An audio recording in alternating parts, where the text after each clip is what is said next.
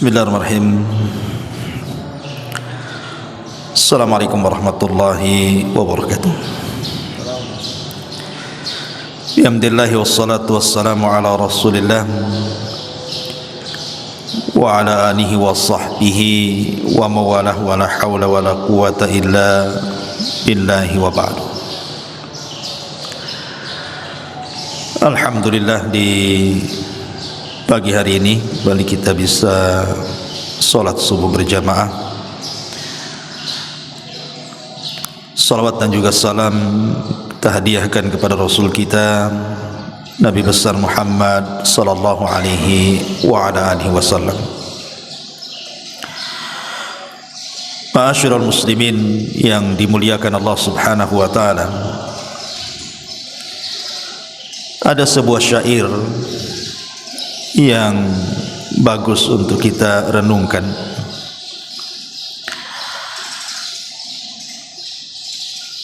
Di mana seorang penyair mengatakan, tazawwad minat taqwa fa innaka la tadri idza janna al-lailu hal ta'ishu ila al-fajr wa kam min sahihin mata min ghairi illatin wa kam min alilin asyahinan minad dahri fakam min fatan amsa wa asbaha dhahika wa qad nusizat aqfanuhu wa huwa la yadri wa kam min sigarin yurtaja tulu umrihi wa qad udkhilat ajsamuhum dhulmatal qabri wa kam min arusin zayyanuha li zawjiha wa qad kubidat azwa arwahuhum lailatal qadri. Seorang penyair mengatakan, tazawwad minat taqwa fa innaka la tadri idza janna al-lailu hal ta'isu ila al-fajri. Berbekallah ketakwaan, karena sesungguhnya engkau tidak tahu jika malam telah tiba apakah engkau masih bisa hidup hingga waktu fajar. Wa kam min sahihin mata min ghairi illatin. Betapa banyak orang yang sehat kemudian meninggal tanpa didahului sakit. Wa kam min alilin asyahinan minad dahri. Dan betapa banyak orang yang sakit yang masih bisa hidup beberapa lama. Fakam min fatan amsa wa asbaha dhahikan. Betapa banyak pemuda yang tertawa di pagi dan petang hari. Wa qad nusizat aqfanuhu wa huwa la yadri. Padahal kafan mereka sedang ditenun dalam keadaan mereka tidak sadar. Wa kam min sigarin yurtaja tulu umrihi. Betapa banyak anak-anak yang diharapkan panjang umurnya. Wa qad udkhilat ajsamuhum dhulmatal qabri. Padahal tubuh mereka telah dimasukkan ke dalam kegelapan kuburan. Wa kam min arusin zayyanuha li zawjiha. Betapa banyak mempelai wanita yang dirias untuk dipersembahkan kepada mempelai laki-laki. Wa qad kubidat arwahuhum lailatal qadri. Padahal ruh mereka telah dicabut tatkala di malam Lailatul Qadar. Ma'asyiral muslimin yang dimuliakan Allah Subhanahu wa taala, bait-bait syair ini memberikan faedah kepada kita bahwa kullu nafsin dha'iqatul maut. Setiap jiwa itu pasti disentuh dengan kematian. Dari sini kita tahu bahwa tidak ada satupun jiwa yang selamat dari kematian. Ibrah kematian, kata para ulama, bukan di mana kita mati, tapi bagaimana kita mati. Kalau kita melihat sejarah yang dicatat para ulama salaf, ada beberapa sejarah yang menarik untuk kita bahas saat kematian orang-orang yang dianggap mulia dalam sejarah. Contoh saja Abu Bakar Siddiq radhiyallahu anhu. Abu Bakar Siddiq radhiyallahu anhu tatkala detik-detik wafatnya, Aisyah Ummul Mukminin radhiyallahu anha selaku putrinya melantunkan bait-bait syair, di mana bait-bait syair ini terkandung padanya ungkapan-ungkapan kesedihan. Maka Abu Bakar radhiyallahu anhu mengatakan, wahai anakku, quli, katakan, wajaat sakratul mauti bil haq, dzalika ma kunta minhu tahid. Telah datang sakaratul maut dengan kebenaran, itulah yang membuat orang lari darinya. Artinya Abu Bakar Siddiq radhiyallahu an ingin mengatakan kepada Aisyah radhiyallahu anha bahwa siapapun manusianya pasti disentuh kematian, termasuk dirinya, dan itulah yang membuat orang lari darinya. Bahkan Umar bin Khattab radhiyallahu an saat ditusuk oleh seorang majusi namanya Abu Lu'lu, saat detik sakaratul maut, anaknya Abdullah ibn Umar radhiyallahu an itu berada di sampingnya, dan Umar radhiyallahu anhu mengatakan, ya bunai, letakkan kedua pipiku di tanah.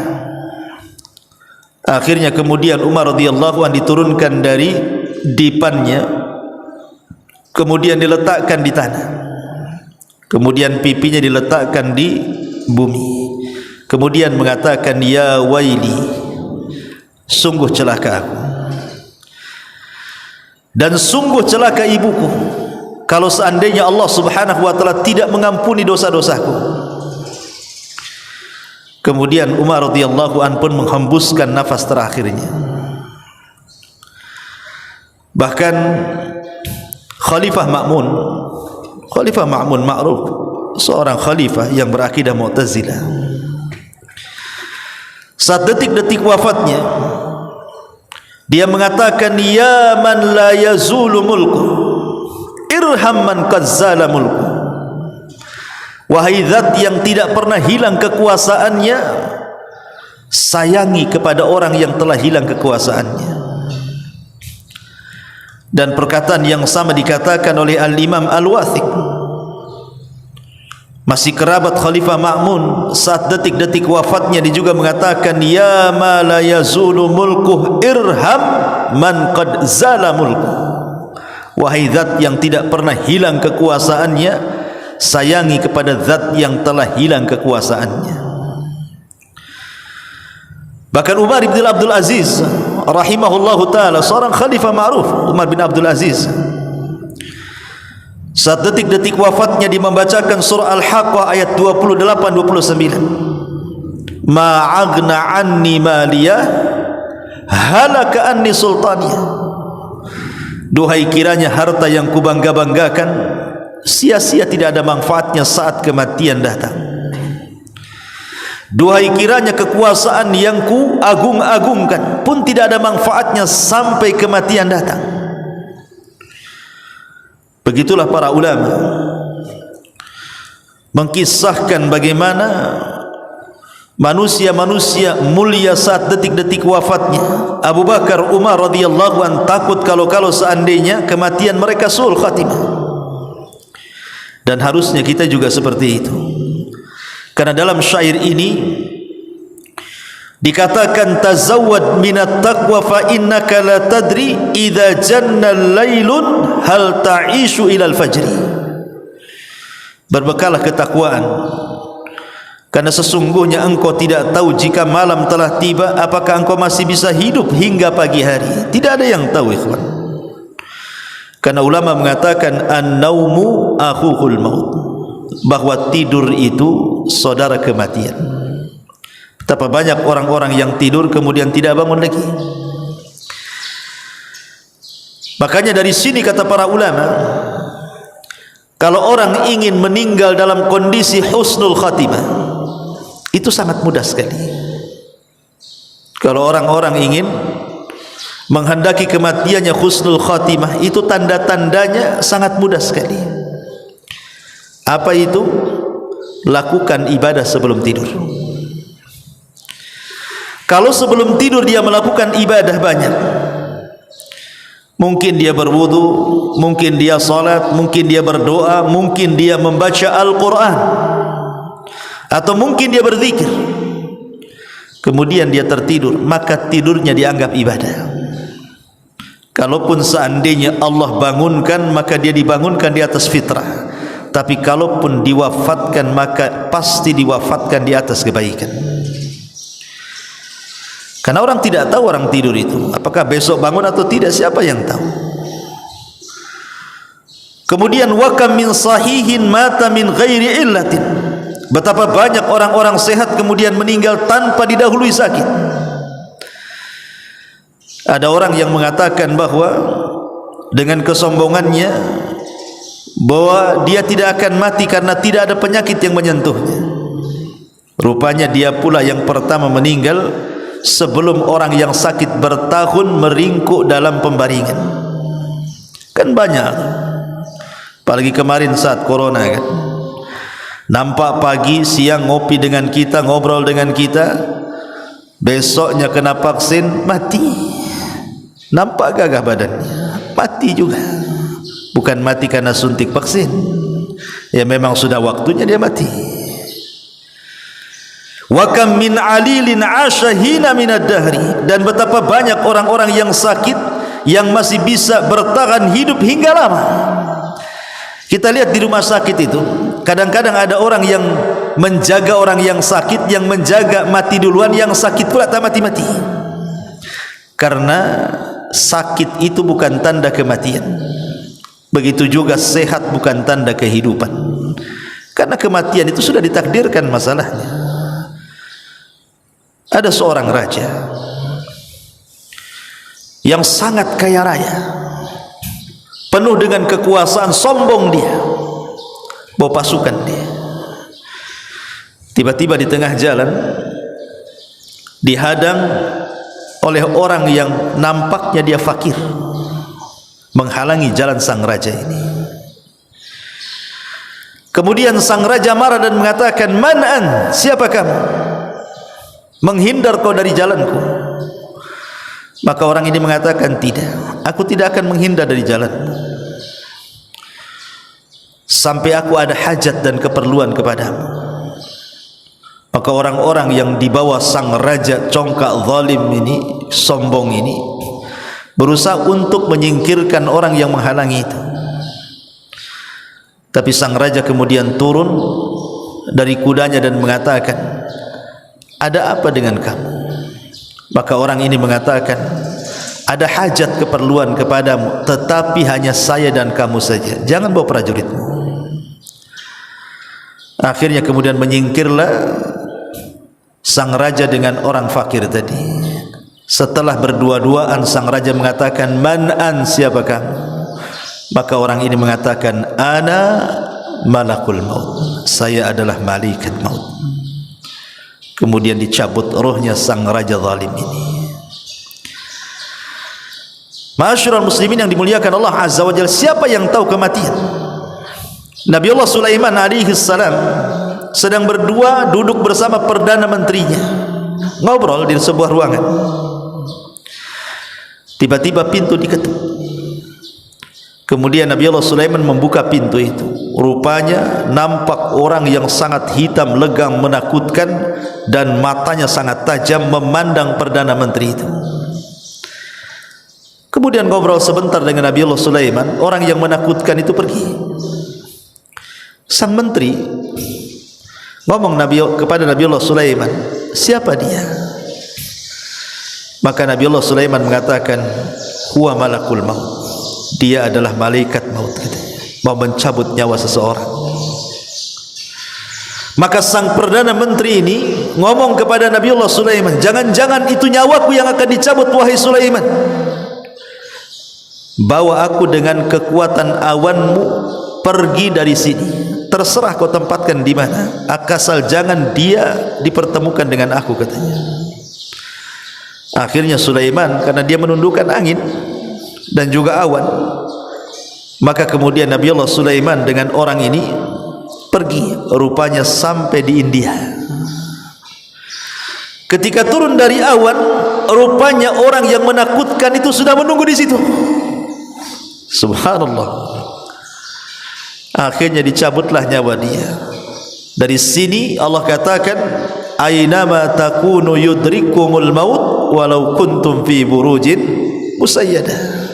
Dimanapun kalian berada, kematian itu pasti menembusmu, walaupun kau bentengi rumah kamu dengan benteng yang sangat kokoh sekalipun. Malaikat maut tidak ada pantangan dengan benteng. Kalau waktunya mati, mati. Maka di sini, wa kam min sahihin mata min ghairi illah wa kam min alilin asyahina minad dahri. Betapa banyak orang yang sehat kemudian meninggal tanpa didahului sakit, dan betapa banyak pula orang sakit pasti bisa bertahan hidup dengan lama. Fakam min fatan amsa wa asbaha dhahikan wa qad nusijat akfanuhu wa huwa la yadri. Betapa banyak anak-anak muda yang tertawa di pagi hari dan petang hari, padahal kafan mereka sedang ditenun dalam keadaan mereka tidak sadar. Bahkan menurut penelitian para pakar, tingkat kematian hari ini antara orang-orang tua dan anak-anak muda itu lebih banyak dialami anak muda dibandingkan orang tua. Beda kalau dulu ya. Kalau dulu mungkin orang tua lebih banyak meninggal dibandingkan anak muda. Tapi hari ini terbalik. Justru anak-anak muda itu mati duluan sebelum orang tua. Tentu karena banyak faktor. Entah karena narkoba, entah karena minuman-minuman keras, belum lagi hidup di perjalanan gitu ya, dengan trek-trekan sepeda motor dan macam-macam. Sehingga tingkat kematian anak muda itu jauh lebih banyak dibandingkan orang tua. Dari sini kita katakan bahwa tua bukan alamat kematian, muda juga bukan berarti jauh dari kematian. Kematian itu menyasar siapa saja. Apalagi anak-anak muda di zaman sekarang gitu. Orang tua lama matinya karena di rumah saja. Yang suka ke jalan itu kan anak-anak muda tuh yang bisa naik motor tuh. Kita hati-hati ditabrak orang, enggak hati-hati nabrak orang. Ya. Makanya di sini, kam min fatan amsa wa asbaha dhahikan wa qad nusijat akfanuhu wa huwa la yadri. Berapa banyak pemuda-pemuda tertawa di pagi hari dan petang hari, padahal kafan mereka sedang ditenun dalam keadaan mereka tidak sadar. Ada seorang syekh bercerita, ada anak muda. Anak muda ini subhanallah tidak malu untuk membaca Al-Quran, karena di zaman itu kan belum ada handphone. Jadi kalau ingin membaca Quran ya harus bawa mushaf kemana-mana. Lain sekarang Allah mudahkan. Wanita haid sekarang ini dimudahkan bisa baca Quran dari handphone. Tapi dulu orang kalau baca Quran harus bawa mushaf. Bahkan ada mushaf itu, ada mushaf mini, mushaf saku, bisa ditaruh di saku kita dan bisa digunakan untuk kemana saja. Jadi anak muda ini saking cintanya dengan Al-Quran, dia tidak pernah meninggalkan Quran. Di pesawat dia baca Quran, di kereta dia baca Quran, di bus dia baca Quran, tidak malu dengan Al-Quran. Al-Quran menjadi identitas hidupnya. Sampai satu hari Allah subhanahu wa ta'ala takdirkan kematiannya dengan cara kecelakaan. Jadi dia naik mobil, kemudian tabrakan dengan hebat sekali sampai akhirnya koma. Kemudian dia pun dibawa ke mustasfa, ke salah satu rumah sakit. Maka sang alim, ada seorang alim berziarah kepada anak muda ini. Subhanallah, kata sang alim ini, anak muda ini sepanjang perjalanan, dari mulai dia tertabrak mobilnya kemudian hancur, dia pun luka-luka dan dia pun koma, tapi lisannya tidak pernah diam dari qiraatul Quran. Apa yang dibaca? Wan najmi idza hawa ma dhalla sahibukum wa ma ghawa wa ma yantiqu anil hawa in huwa illa wahyun yuha. Ini yang diulang-ulang. Surah Najm. Wan najmi idza hawa, Ma dhalla sahibukum wa ma gawa wa ma yantiqu anil hawa. Tidaklah Muhammad berucap dengan hawa nafsunya. In huwa illa wahyun yuha, yang keluar dari lisannya adalah wahyu yang diwahyukan kepadanya. Dia mati dalam kalimat in huwa illa wahyun yuha. Anak muda tapi mati di atas husnul khatimah. Itu yang kita inginkan. Karena setiap manusia itu akan dibangkitkan sebagaimana kematiannya. Kalau dia meninggal saat membaca Quran, maka dibangkitkan juga saat membaca Quran. Kalau dia meninggal saat sujud, seperti yang terjadi kepada seorang budak hitam yang legam yang dibawa oleh Abdullah ibn Mubarak dari kota Madinah menuju Syam. Karena budak ini saleh, ingin dipertunjukkan kepada para ulama-ulama yang ada di Syam bahwa masih ada orang-orang yang mustajab doa. Tiba-tiba setelah budak ini mendengar bahwa dia akan diperkenalkan dengan para ulama karena dia mustajab doa. Sebab ketika ahlu Makkah melaksanakan istisqa tidak turun hujan. Tiba-tiba budak hitam ini berdoa, tahu-tahu turun hujan. Jadi Abdullah ibn Mubarak heran dengan kealiman sang budak ini, sehingga dia ingin membawanya ke Syam, ke Irak sana. Ketika budak ini tahu dia akan dibawa ke Irak, dia minta izin kepada Abdullah ibn Mubarak untuk berwudu. Kemudian salat 2 rakaat. Dalam sujudnya dia meminta agar diwafatkan, dan dia mustajab doa. Ketika dia sujud lama tidak bangkit-bangkit, rupanya meninggal. Maka man mata ala syai'in, siapa yang mati dalam bentuk apapun, maka dia pun akan dibangkitkan seperti itu. Kalau dia mati dalam posisi sujud, maka dibangkitkan ketika sujud. Atau di zaman Nabi SAW ketika Hajjatul Wada, ada seseorang naik unta, kemudian jatuh dari unta di atas kain ihramnya, kemudian meninggal. Kemudian Nabi SAW mengatakan, yub'atsuna yaumal qiyamati mulabbiyan, dia akan dibangkitkan kelak pada hari kiamat dan dia sedang mengucapkan talbiyah, labbaik Allahumma labbaik, labbaik la syarika laka labbaik, innal hamda wan ni'mata laka wal mulk la syarika lak. Begitulah manusia. Tentu ini yang husnul khatimah. Yang sul khatimah tentu beda lagi. Kemudian wa kam min saghirin yurtaja tulu umrihi wa qad udkhilat ajsamuhum zulmatal qabri. Betapa banyak anak-anak yang diharapkan panjang umurnya, padahal tubuh mereka telah dimasukkan ke dalam kegelapan kuburan. Lihat bayi-bayi itu yang harusnya mereka secara logika harusnya panjanglah usianya bayi-bayi itu, tapi betapa banyak bayi-bayi yang meninggal sebelum dia balik. Banyak sekali. Entah bayi itu dibunuh orang tuanya atau karena memang Allah takdirkan kematiannya. Tapi dari sini menunjukkan bahwa kematian itu tidak pernah melihat usia. Mau bayi, mau remaja, mau dewasa, mau anak muda, mau sudah tua, kematian itu menyasar kepada siapapun. Karena kematian itu sebuah kepastian yang pasti dialami manusia, datangnya pun tanpa pemberitahuan, dan dia bukan akhir dari sebuah perjalanan. Wa kam min arushin zayyanuha li zawjiha wa qad kubidat arwahuhum lailata qadri. Betapa banyak mempelai wanita yang dirias untuk dipersembahkan kepada mereka para mempelai laki-laki, padahal ruhnya telah dicabut tatkala di malam Lailatul Qadar. Kita sering mendengar berita seorang pengantin yang baru menikah, tahu-tahu ketika akan meninggal. Saya lihat di YouTube itu ada orang habis akan meninggal dia. Bahkan ketika hantaran, maksudnya mau melaksanakan akad, naik mobil gitu dengan keluarganya, kecelakaan tuh, masuk jurang, mati semua pengantin-pengantinnya. Padahal pengantin sebelum meninggal, saya yakin malamnya itu sudah menghayal dia. Pastilah menghayal. Yang namanya pengantin pasti menghayal. tapi dia tidak pernah menghayal kematian, dia menghayal kesenangan.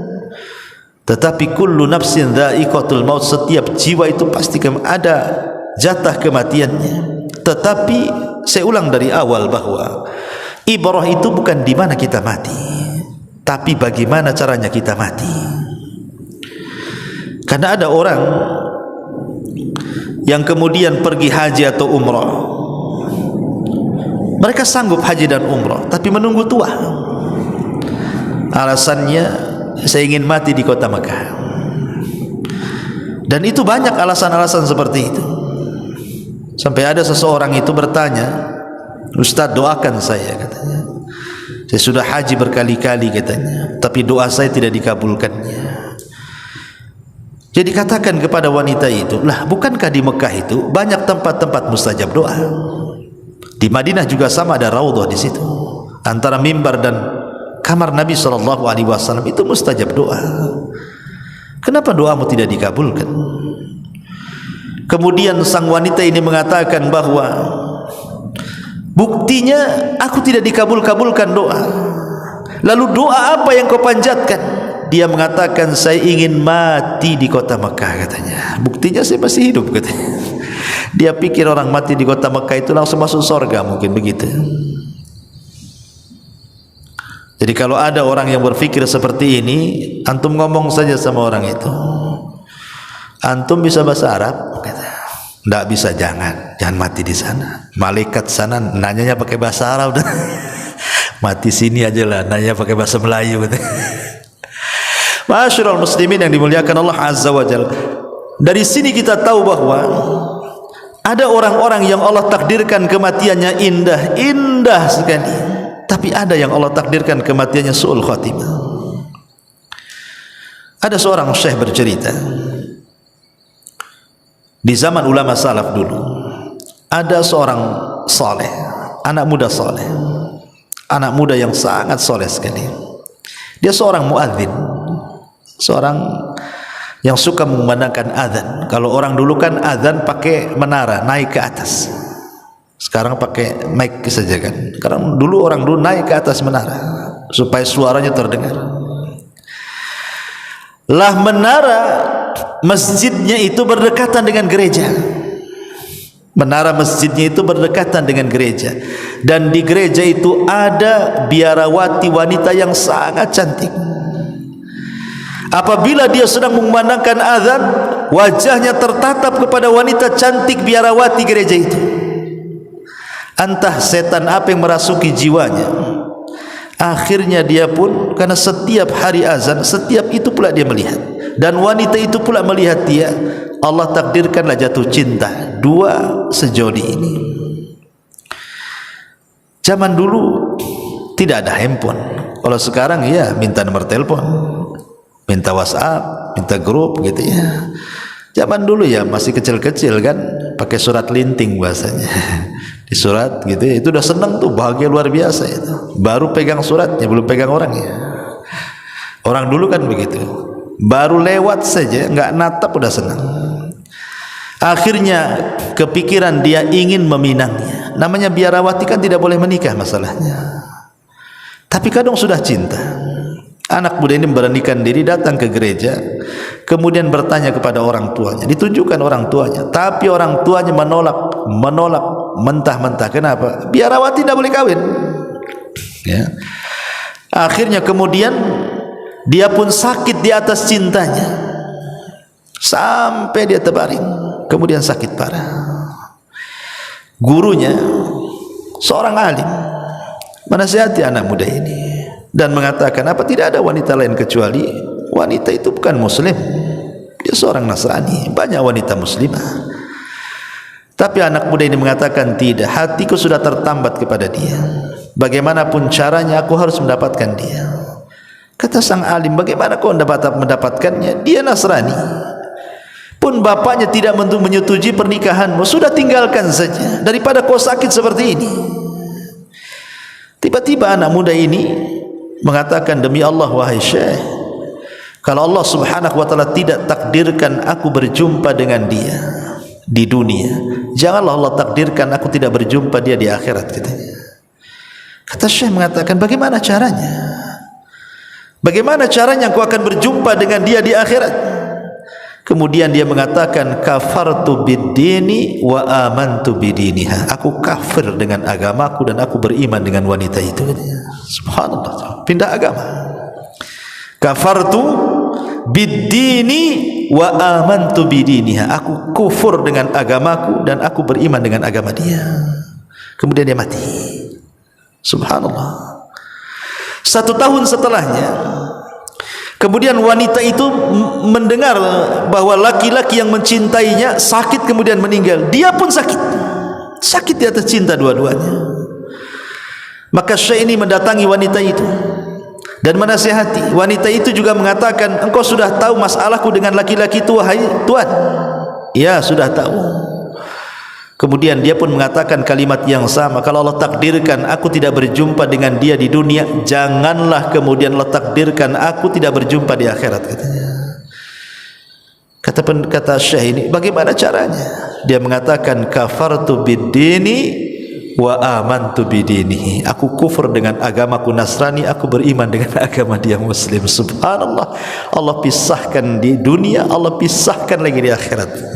Enggak ketemu. Yang satu masuk Nasrani, yang satu pula masuk Islam, agak silang.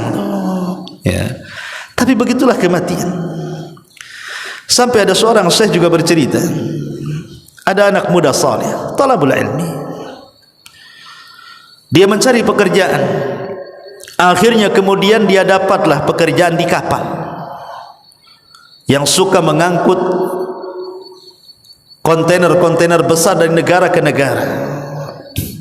Akhirnya dia pun naiklah ke kapal tersebut. Kebetulan kapal ini mengarah ke India. Karena dasarnya orang alim, dia berusaha berdakwah di atas kapal itu. Di kapal itu tidak pernah ada orang azan, dia azan.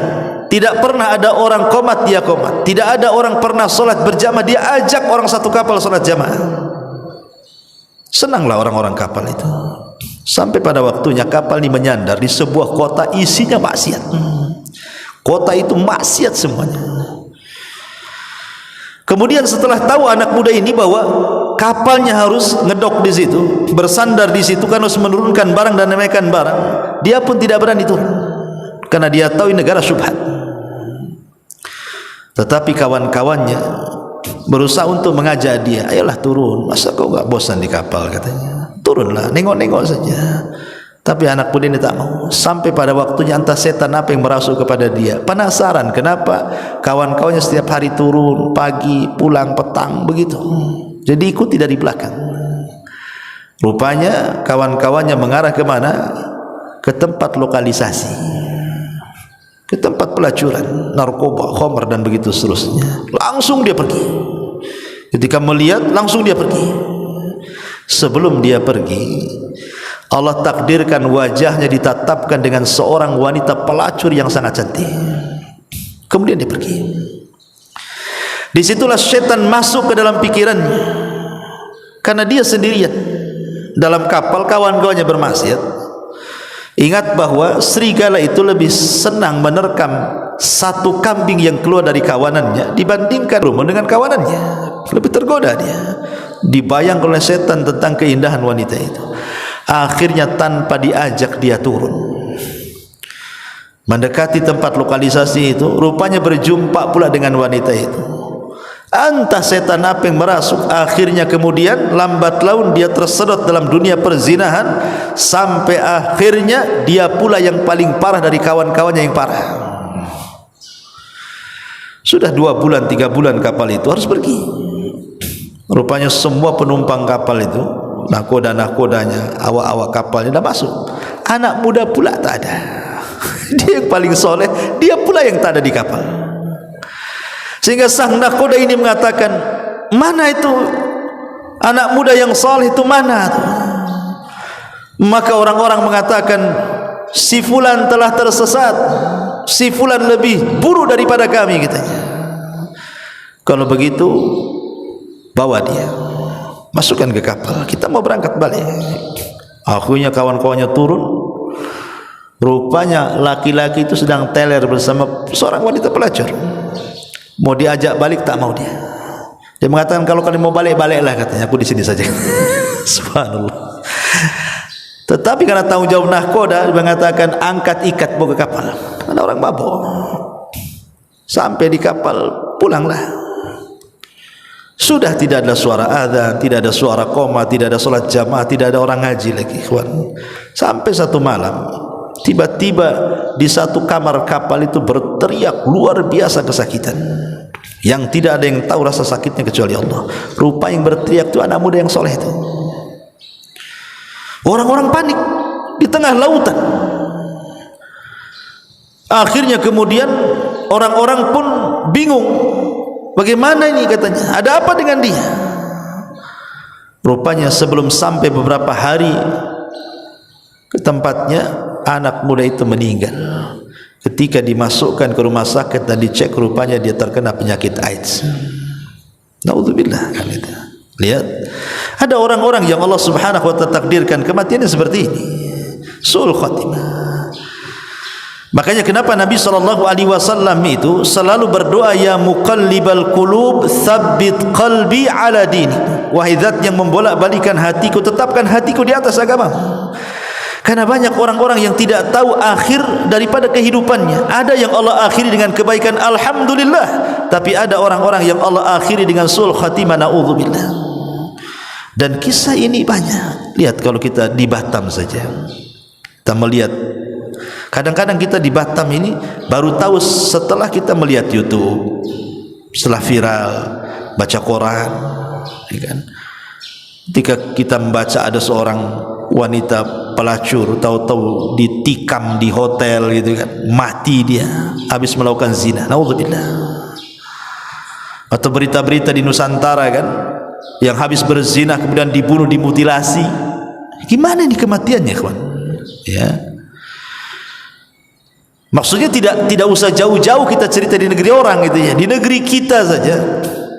Sampai waktu saya di Bengkong tuh, ada seorang RW, tidak sebut Bengkong mananya, mati ditandas di kamar mandi, tersungkur gitu, kayak sujud di kamar mandi. Rupanya kelakuannya dia itu memang suka jual lahan ceritanya. Jadi ya biasalah tuan takur di Batam, jual lahan, nanti dijual lagi ke orang, dijual lagi sampai surat foto-foto dia juga yang jual tuh, sampai akhirnya di demo orang. Entah malamnya habis dugem, katanya ceritanya habis dugem, kemudian paginya ditemukan dia sedang sujud di kamar mandi, matinya sedang sujud di kamar mandi. Mungkin dia merasakan sakit yang luar biasa, pegang perutnya sampai sujud. Coba meninggal di kamar mandi habis dugem lagi. Kemudian orang menuntut soal urusan tanah lagi. Bagaimana pertanggungjawaban dia di hadapan Allah? Nah, ini terjadi. Makanya di sini kenapa kemudian bait-bait syair ini mengatakan bahwa kematian itu tidak ada tanda-tanda jelas. Anak kecil bisa mati, orang sehat bisa mati, orang kaya bisa mati, para pejabat, para pemimpin semua bisa mati. Tidak ada yang lepas dari kematian. Herannya, ada di antara kita itu yang setiap hari melihat ada orang mati. Jelas kita sendiri suka memandikan orang mati, bahkan mengantarkan ke kuburan, bahkan masuk pula ke liang lahat. Tapi sedikit sekali orang yang mengambil ibrah bahwa kita juga akan mati seperti dia. Itu masalahnya. Kan kita hari-hari melihat orang kematian. Kenapa coba? Orang kemudian keras hatinya tidak mengambil ibrah dari kematian bahwa kita akan mati. Karena yang namanya kematian itu setiap hari ada beritanya, sehingga rasanya biasa saja. Coba kalau kematian itu mungkin setahun sekali, mungkin orang takut kan itu. Tapi karena hari-hari mati, di sini mati, nanti besok di sana mati, bahkan kita pula yang memandikan orang mati, sudah biasa jadinya. Kebiasaan itulah menjadikan kematian bukan perkara yang luar biasa bagi kita. Itu pula yang menjadikan kita tidak bisa mengambil ibrah kematian. Padahal orang yang cerdas itu, kata Nabi SAW, al-kayyisu man dana nafsah wa amila lima ba'dal maut. Orang yang cerdas itu orang yang introspeksi. dan orang yang mempersiapkan setelah kematiannya. Artinya orang yang tidak cerdas itu orang yang tidak pernah introspeksi, dan orang yang tidak pernah mempersiapkan setelah kematiannya, itulah orang bodoh. Ma'asyiral muslimin yang dimuliakan Allah Subhanahu wa taala, maka kalau kita melihat jejak-jejak pendahulu kita, jangankan orang biasa sekelas para nabi ya.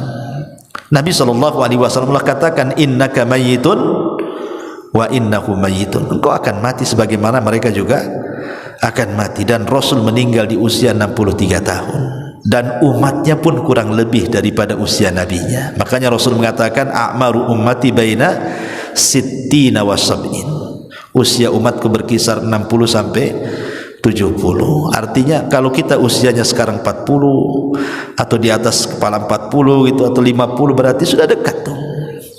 Padahal itu sendiri tidak bisa kita prediksi kan. Betapa banyak orang-orang yang sudah 70 tahun lah usianya, merasa dia akan hidup selamanya. 70 tahun, atau mungkin lewat daripada 70 tahun, seolah-olah nggak akan mati dia, padahal sudah lewat tuh. Rasul mengatakan, wa qalilun ma yujawizu dzalik, sedikit yang melewati itu. Artinya sudah lewat daripada 70 tahun kan. Lah kenapa orang tidak mengambil ibrah kematian coba?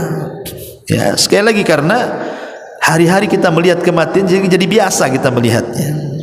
Tetapi sekali lagi, bagi kita orang yang beriman, tentu kematian adalah akhir daripada penderitaan. Tapi bagi orang-orang yang tidak beriman, kematian itu awal daripada penderitaan. Wallahu alam. Mudah-mudahan mengambil ibrah dari ceramah singkat ini. Subhanallah bihamdika, asyhadu an la ilaha illa anta, astaghfiruka wa atubu ilaik. Allahu ta'ala alam. Assalamualaikum warahmatullahi wabarakatuh.